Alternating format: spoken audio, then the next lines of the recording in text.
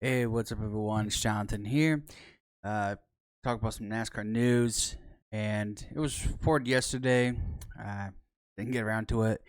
Busy yesterday, but from Bob Pockers that 2311 Racing has named Riley Herbst as a third driver in the number 35. The reason behind the number is they just took the 3 and the 5 and combined 35.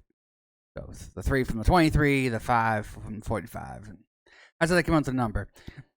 I mean, whatever, I guess that's okay. But anyways, Monster Energy will be the sponsor for Riley Herbst, and his crew chief is coming from Stewart Haas Racing in the Xfinity Series. But first of all, I want to talk about what's kind of going on here. Obviously, the charter system is kind of the main issue with 2311 right now, and I think I just also saw that they have dropped the appeal to the injunction because, from what I'm understanding, is if they had lost that appeal, they would have probably been even worse off for the main reason for the lawsuit, and so that's why they have dropped the appeal. But the main lawsuit's still going to go on full force, and we'll just see how that goes. Now, obviously, that means everyone is going to be an open charter.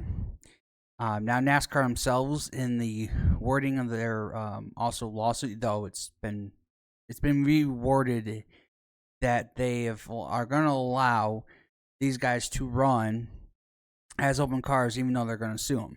I guess is when they put it in the charter agreement that you can't sue NASCAR, you can't do anything and inquire the charters. They've reworded that so where now you can. So basically, they just dropped that part, saying that you sue NASCAR, you can still be racing in NASCAR. So it's ugly on that side, but we'll see how that goes. Now, as for Riley Herbst, right? A lot of people are talking about like how does he deserve to be in a Cup Series? He's done anything in the Xfinity Series? Yes, he won a few races last year. Actually, won the last race of the season. But here's the thing: money talks. It's all about Monster Energy and family and stuff like that. It's just how it is. Now, I think he's talented in his own way. I think he's got good skills of driving, but I have to see him perform, right? I really need to see him perform. Now, I hate to say this, but he was with Stewart Haas Racing, and Stewart Haas Racing has not been good in a while. And even in the Xfinity Series, though, yes, Cole Custer was probably your main driver over there that was doing pretty decent, especially at the end of the season, right? But still, they weren't the best as they could have been.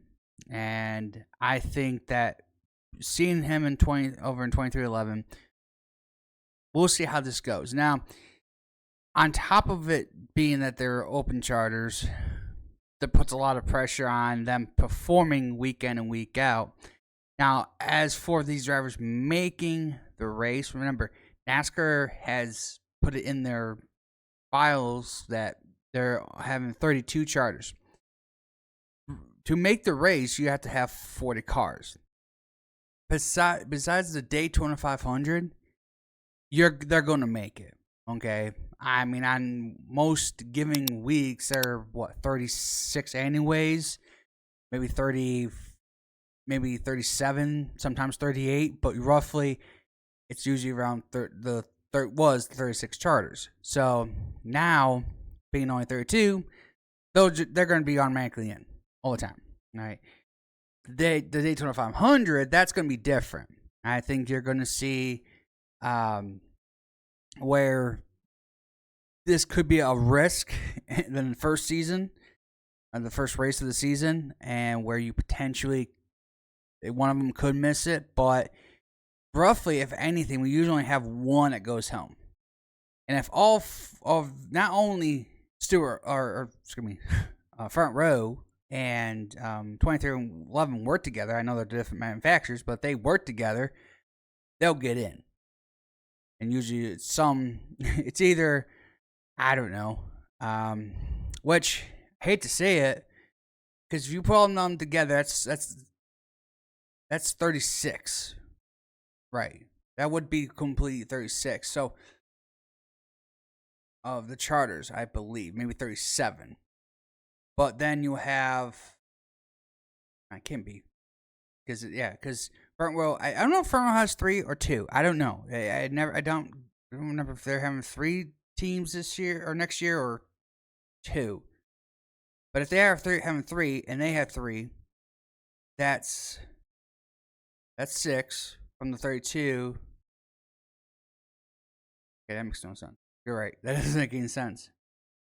Because we know that also Brad Keselowski and they're bringing back the 60. They have a charter system, so I got to do some calculations. But either way, the Daytona 500 is probably the only one that's going to be the scare because of the duels and things like that. But the rest of the season should be fine for Herbst and that team to make it through. As for the season, we'll just see how he does. I mean, he's a talented driver, but we don't truly know how talented he is and how good he's in communications with his crew chief. A lot of things about racing is very simple, is that if you're not good with communication with your crew chief, he can't make the car go any faster. Because he's got to know what you like and don't like about a car. What's your driving style? What he can do to help your driving style. So the problem is, if he doesn't communicate well to him, it doesn't matter how talented you can drive, race craft and skill controls and all that stuff. It doesn't matter if you can't make a fast car. So we'll see how it goes. I'll put a big question mark on him on how well he'll do. And of course, like I said, money talks. That's how he got in. Between Monster Energy, maybe some family money, I don't know, but either way, it's not unusual. Let's put it that way. It's not unusual to see how racing is now with money. That the only way you race is with money. It's not about skill anymore. So, sucks, but it's just how it is now. Anyways, let me know in the comments what you think about this. Think it's gonna do well? Not well? Let me know. Thanks for watching. Subscribe for more NASCAR content. Hope to see you for the next one.